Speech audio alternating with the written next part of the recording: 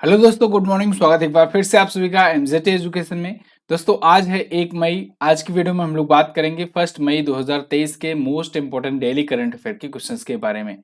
आगे बढ़ने से पहले हम लोग कल का क्विकली रिवीजन कर लेंगे, जिससे कल वाला भी करंट अफेयर एक बार दोबारा से रिकॉल हो जाए।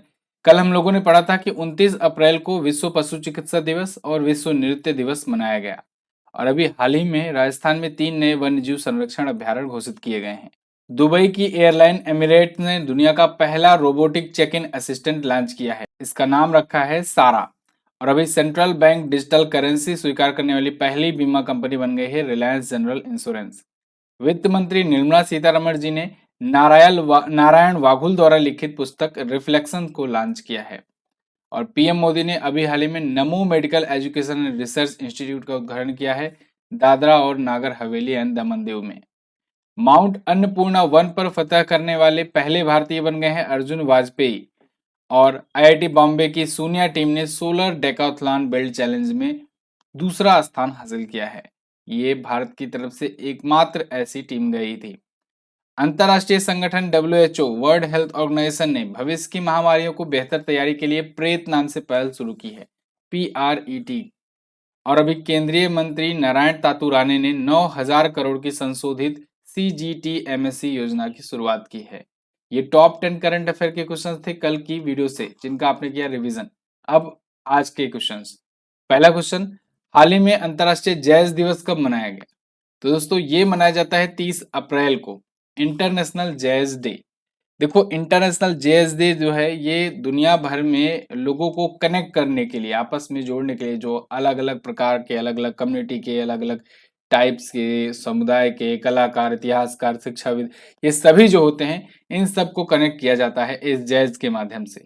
और ये लोग कनेक्ट होते हैं, एक साथ जुड़ते हैं, जैज सेलिब्रेट करते हैं, कोई डांस करता है, जैज नृत्य करता है, कोई किसी प्रकार से। ठीक है, तो ये एक उत्सव होता है, ग्लोबली एक मनाया जाता है। और खास करके यूरोपियन साइड में ज़्यादा, वेस्टर्न साइड में ज़्यादा ये मनाया जाता है। अपने यहाँ तो वैसे ही उत्सव और महोत्सव की कमी है नहीं इंडिया में, हर दूसरा दिन एक त्यौहार होता है। फिलहाल यहाँ पर यूनेस्को ने इसकी शुरुआत की थी। यूनेस्को के द्वारा 30 अप्रैल को ये मनाया जाता है। ठीक है, यूनेस्को बोले तो United Nation Educational, Scientific and Cultural Organization. 1945 में इसकी स्थापना हुई थी, 44-45 में। और इसका हेडक्वार्टर है पेरिस में, पेरिस फ्रांस में इसका हेडक्वार्टर है। और आंद्रे अजोले इसके अध्यक्ष हैं। क्लियर है ना? आगे बढ़ते हैं। अब देखो, अप्रैल वाला कल हम लोगों ने पढ़ा था, एक बार फिर से मैं आज आपको दे दे रहा हूं। सब लोग ये पीडीएफ डाउनलोड करना। पीडीएफ आपको कहां से मिलेगी? एमजेटी ऐप से। ठीक है ना? एमजेटी ऐप पर जाकर के आप पीडीएफ ये डिटेल वाली आप डाउनलोड कर लिया करो, रोजाना के रोजाना। और क्विज भी लगा लिया करो। अच्छा, आप मुझे आज कमेंट करके बताओ कितने लोग हैं आप में से जो क्विज लगाते हैं डेली। चलिए, तो ये दिवस है आपके सामने, इन दिवस को आप लोग नोट डाउन कर लेना। अगला क्वेश्चन देखते हैं। हाल ही में सिंथन स्नो फेस्टिवल 2023 का आयोजन कहां पर किया गया? तो सिंथन स्नो फेस्टिवल दोस्तों ये जम्मू कश्मीर में आयोजित किया गया। सिंथन स्नो फेस्टिवल एक प्रकार से बर्फ के इलाकों में होने वाला एक फेस्टिवल है, महोत्सव है। और ये अभी सिंथन मैदान में आयोजित किया गया। सिंथन मैदान किश्तवाड़ में पड़ता है, ये जम्मू एंड कश्मीर में है। तो जम्मू और कश्मीर किश्तवाड़ पर्यटन विकास प्राधिकरण के द्वारा ये मनाया गया। ठीक है, सिंथन स्नो फेस्टिवल, स्नो मतलब बर्फ, आप जानते ही हो। तो ये 29 और 30 अप्रैल को मनाया गया। अब जम्मू कश्मीर आया है। जम्मू कश्मीर से पिछले दिनों में कौन कौन से क्वेश्चन आए थे? जम्मू कश्मीर में अभी कृषि उत्पादन विभाग ने दोस्तों किसान संपर्क अभियान कार्यक्रम शुरू किया था। इसके अलावा जम्मू कश्मीर में अभी बैसाखी महोत्सव आयोजित किया गया था। और बसोहाली पेंटिंग, इसको जीआई टैग मिला था। जीआई टैग वाली वीडियो में भी मैंने आपको बताया था। जम्मू कश्मीर के पूर्व मुख्यमंत्री और केंद्रीय मंत्री रहे गुलाम नबी आजाद की आत्मकथा आई थी। आजाद नाम से इनकी आत्मकथा थी, गुलाम नबी आजाद की। और जम्मू कश्मीर की आलिया मीर ने वन्यजीव संरक्षण पुरस्कार 2023 जीता हुआ है। इतने क्वेश्चंस जम्मू कश्मीर से रिसेंट के कुछ थे, इनको आप याद रखेंगे।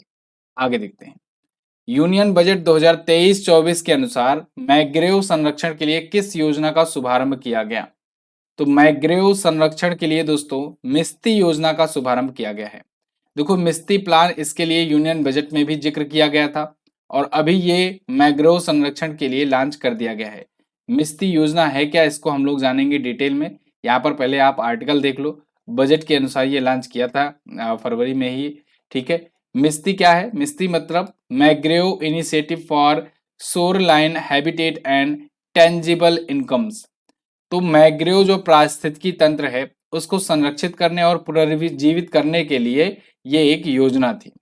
मैग्रेव वन कहाँ पाए जाते हैं? अभी मैंने आपको उस दिन बताया था कि भारत के पूर्वी राज्यों की तरफ, पूर्वी पूर्वी राज्यों की तरफ ज्यादा पाए जाते हैं, जिनमें से आप देखो पश्चिम बंगाल का क्षेत्र है, उड़ीसा का क्षेत्र है। यहाँ पर जो वनों का प्रकार है ये मैग्रेव वन होते हैं, मैग्रेव वन होते हैं।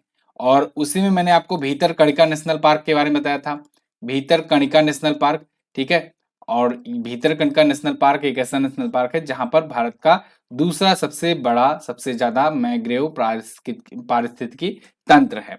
और भीतरकणिका नेशनल पार्क में ही अभी मैग्रेव पिट्टा पक्षी, मैग्रेव पिट्टा पक्षी की प्रजातियां देखने को मिली थी, मैग्रेव पिट्टा पक्षी, ध्यान रखना। और भारत का सबसे बड़ा पारिस्थितिकी तंत्र कहाँ पर है मैग्रेव का? सुंदरवन नेशनल पार्क वगैरह साइड में है, पश्चिम बंगाल में। क्लियर? तो मैग्रेव जो इकोसिस्टम है, जो पारिस्थितिकी है, इसको संरक्षित करने के लिए वित्त मंत्री ने, निर्मला सीतारमण जी ने यूनियन बजट में इसका जिक्र किया था, मिस्टी योजना का, और अब ये शुरू किया जा रहा है।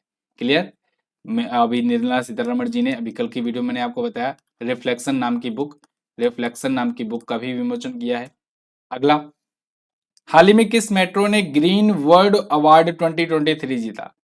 तो ये जीत लिया है चेन्नई मेट्रो रेल लिमिटेड ने, CMRL ने जीत लिया है ग्रीन वर्ल्ड अवार्ड 2023।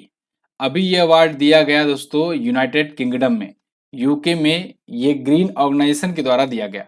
कई कैटेगरीज में कई अलग अलग फर्म्स को दिया गया अवार्ड, जिनमें से चेन्नई मेट्रो रेल लिमिटेड को ग्रीन वर्ल्ड अवार्ड 2023 प्राप्त हुआ। इसे इस कैटेगरी में, कार्बन की कटौती की श्रेणी में, ग्लोबल सिल्वर अवार्ड मिला हुआ है। ठीक है, वहीं अगर पावर ग्रिड कॉर्पोरेशन की बात करें तो इसने CSR कैटेगरी में गोल्ड जीता है। और वेदांता ग्रुप जो भारत का है, पर्यावरण नीति और प्रबंधन श्रेणी में इसने गोल्ड जीता है। ठीक है, तो चेन्नई मेट्रो रेल लिमिटेड ये सिल्वर पाई हुई है ग्रीन वर्ल्ड अवार्ड 2023 में। अब देखो, मेट्रो रेल की बात आई है, फिर से हम लोग मेट्रो से रिलेटेड रिवीजन करेंगे। देखो, भारत में मेट्रो की शुरुआत कब हुई थी? 1984 में, 1984 में, कोलकाता मेट्रो के रूप में। और कोलकाता मेट्रो ही है जो अंडर वाटर मेट्रो भी चलाएगी, अंडर वाटर मेट्रो भी चलाएगी। ठीक है, दिसंबर 2023 तक चालू हो जाएगा। इसके अलावा फिर दूसरी मेट्रो रेल सेवा भारत में शुरू हुई दिल्ली मेट्रो के रूप में। दिल्ली मेट्रो ही, याद रखना, ये ड्राइवरलेस मेट्रो चला रही है। ड्राइवरलेस मेट्रो भारत की पहले कहां पर चली? दिल्ली मेट्रो के रूप में चली। इसके अलावा सबसे गहराई पर स्थित मेट्रो स्टेशन कहां पर है? तो सबसे गहराई पर स्थित मेट्रो स्टेशन है दोस्तों पुणे में। कहां पर? पुणे में है। इसके अलावा वाटर मेट्रो अभी एक चलाया गया है, नरेंद्र मोदी जी ने जाकर के उद्घाटन किया वाटर मेट्रो। ये वाटर मेट्रो कोच्चि में चलाया गया है। कहां पर? कोच्चि में, केरला में। और अंडर वाटर मेट्रो तो आप जानते हो, कोलकाता में।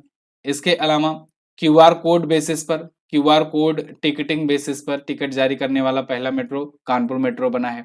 मेट्रो मैन ऑफ इंडिया किसे कहते हैं? ई श्रीधरन को कहते हैं। किसे कहते हैं? ई श्रीधरन को। इनका नाम आप याद रखेंगे। अगला, हाल ही में किसने सोमनाथ संस्कृत विश्वविद्यालय द्वारा प्रकाशित सौराष्ट्र तमिल संगम प्रशस्ति पुस्तिका का विमोचन किया? तो इस पुस्तिका का विमोचन किया है दोस्तों प्रधानमंत्री नरेंद्र मोदी जी ने। अभी आपको पता होगा सौराष्ट्र तमिल संगमम आयोजित किया जा रहा था, तो जो आयोजन हो रहा था उसका अब समापन था। और उसी समापन के अवसर पर प्रधानमंत्री नरेंद्र मोदी जी ने वीडियो कॉन्फ्रेंसिंग के जरिए इस नई पुस्तिका का विमोचन किया है, जो कि श्री सोमनाथ संस्कृत विश्वविद्यालय के द्वारा पब्लिश किया गया है, सौराष्ट्र तमिल संगम प्रशस्ति पुस्तक। ठीक है, तो याद रखना, सौराष्ट्र तमिल संगमम जो अभी हो रहा था, कहां पर हो रहा था? सौराष्ट्र में हो रहा था। सौराष्ट्र कहां पर पड़ता है? गुजरात में पड़ता है, गुजरात में पड़ता है। तो ये गुजरात में हो रहा था, तो इसी का समापन समारोह था और उस पर ये पुस्तक लॉन्च की गई है। ये 10 दिवसीय संगमम था और 3000 से ज्यादा लोग एक विशेष ट्रेन से, सौराष्ट्रियन तमिल नाम का ट्रेन जो था, वहां से दक्षिण भारत से सोमनाथ मंदिर में आए थे। ठीक है, चलिए, सोमनाथ मंदिर कहां पर है? गुजरात में है। आगे, हाल ही में किस केंद्रीय मंत्री ने नई दिल्ली में मिलेट्स एक्सपीरियंस सेंटर लॉन्च किया? तो अभी हाल ही में केंद्रीय कृषि मंत्री नरेंद्र सिंह तोमर जी ने मिलेट्स एक्सपीरियंस सेंटर लॉन्च किया है। कहां पर? नई दिल्ली में लॉन्च किया है। आर्टिकल देखिए आपके सामने है। New Delhi, agriculture minister Narendra Singh Tomar launches millets experience centre at Delhi Haat. जो दिल्ली हाट था, जो दिल्ली हाट मेला है, वहां पर ये लॉन्च किया गया 28 अप्रैल को। और ये national agriculture cooperative marketing federation of India limited के द्वारा कृषि मंत्रालय के सहयोग से मिल करके इस सेंटर की स्थापना की गई है। मिलेट्स के बारे में जागरूकता फैलाने के लिए। मिलेट्स होता क्या है? बाजरा, ठीक है ना। मिलेट्स मतलब बाजरा। तो बाजरा तो आप जानते ही होंगे, खाद्य पदार्थ है। तो उसके प्रति जागरूकता बढ़ाना और आम जनता के बीच में इसके एक्सेप्टेंस को बढ़ाने के लिए ये सेंटर बनाया गया है और अपनी तरीके का ये पहला है। ठीक है। अच्छा, एक चीज और जो क्वेश्चन बना हुआ है, वेरी वेरी मोस्ट इंपॉर्टेंट, इसको हालांकि मैंने कवर कराया था, लेकिन नोट पॉइंट में आप इसे नोट डाउन कर लो। वर्ष 2023 को संयुक्त राष्ट्र द्वारा अंतरराष्ट्रीय बाजरा वर्ष घोषित किया गया है। 2023 का वर्ष जो ये चल रहा है ना, ये अंतरराष्ट्रीय बाजरा का वर्ष है। संयुक्त राष्ट्र महासभा ने इसे घोषित किया है। भारत के ही प्रस्ताव पर इसे घोषित किया गया है और 72 से ज्यादा देश इसका समर्थन कर चुके हैं। क्लियर? ये क्वेश्चन पूछा भी गया है, आगे भी पूछा जाएगा कि किस वर्ष को अंतरराष्ट्रीय बाजरा वर्ष घोषित किया गया है। तो 2023 का बताएंगे आप आगे। अच्छा, एक जरूरी बात है दोस्तों, देखो 11 AM से आज से क्लास स्टैटिक जीके की शुरू हो रही है और आज मंडे है, आज से ये क्लास शुरू होगी। डेली आपको आना है 11 बजे सुबह में, लाइव जुड़ना है एमजेटी एजुकेशन मेन चैनल पर। नए सिलेबस, नए शुरुआत से एकदम बेसिक से हम लोग स्टैटिक जीके को कवर करेंगे। हर दिन 50 क्वेश्चन आपका पढ़ाया जाएगा, बिल्कुल फ्री में। यूट्यूब क्लासेस हैं ये।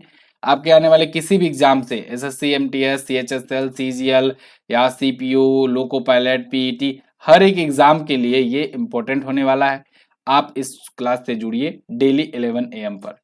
आगे, हाल ही में जारी विश्व विकास रिपोर्ट के अनुसार विदेशों में काम करने वाले भारतीयों की आय में कितने प्रतिशत की वृद्धि देखी गई है?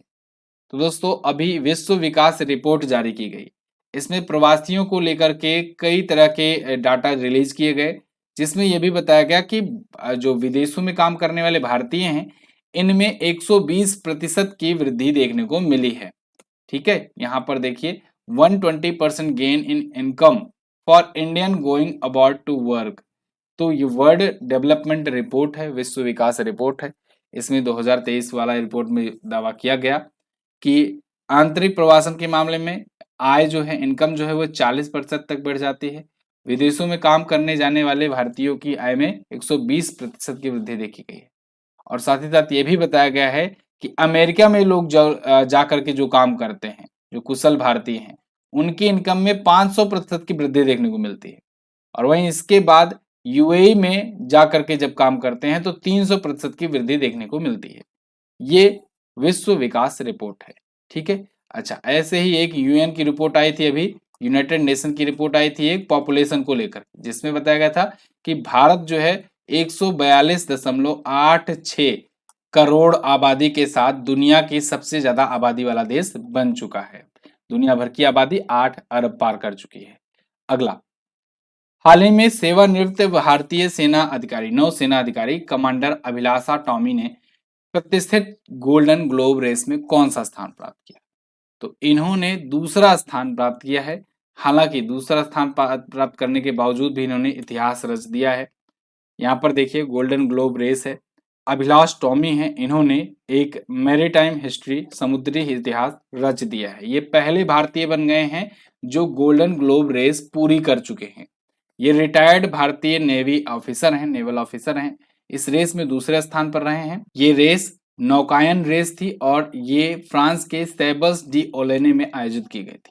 वहीं पहले नंबर पर दक्षिण अफ्रीका के कस्टर्न नेउसेफर रही और विश्व एकल नौका दौड़ जीतने वाली वो पहली महिला भी बन गई हैं। तो ये फर्स्ट पर रही थी, लेडीज हैं, और ये देखो ये सेकंड पर रहे थे, भारतीय हैं। क्लियर?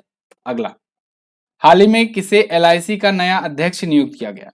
तो एलआईसी के नए अध्यक्ष दोस्तों सिद्धार्थ मोहंती नियुक्त किए गए हैं।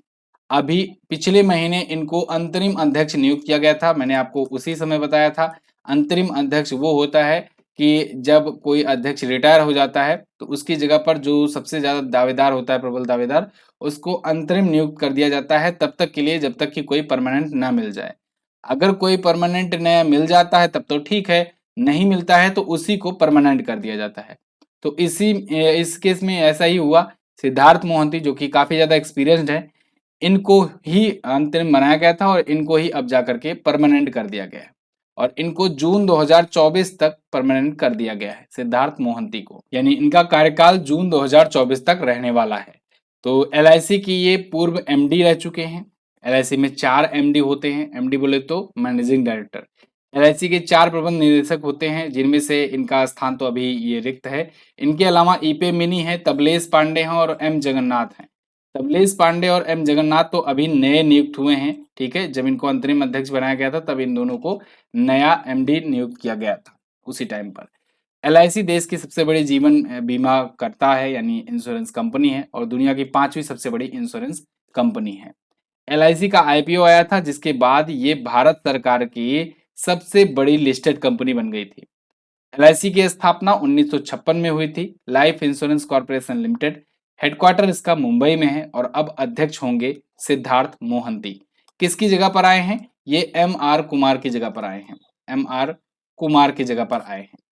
अगला, हाल ही में बैडमिंटन एशिया चैंपियनशिप 2023 में पुरुष युगल का खिताब किसने जीता? तो इसको जीत लिया है दोस्तों सात्विक साईराज और चिराग शेट्टी ने। ये कल एक बहुत बड़ी न्यूज आई और एक नया रिकॉर्ड बन गया। भारत ने इतिहास रच दिया है। इन दोनों जोड़ियों ने भारत को पहली बार गोल्ड मेडल दिलाया है इस इवेंट में।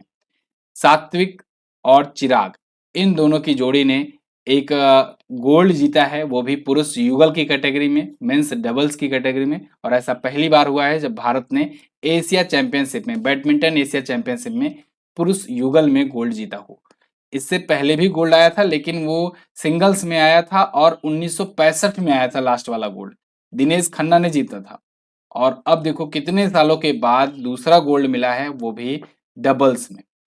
और अब तक का जो सबसे बढ़िया प्रदर्शन रहा डबल्स का, वो कांस्य पदक का था 1971 में, लेकिन अब गोल्ड हो गया है, तो सबसे बेस्ट यही हो गया है।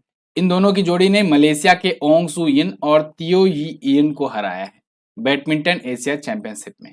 क्लियर? सात्विक साईराज रंकीरेड्डी और चिराग शेट्टी, इन दोनों की जोड़ी दोस्तों याद रखिएगा। इन दोनों की जोड़ियों ने ही अभी विश्व चैंपियनशिप में कांस्य पदक भी जीता था 2022 वाले में।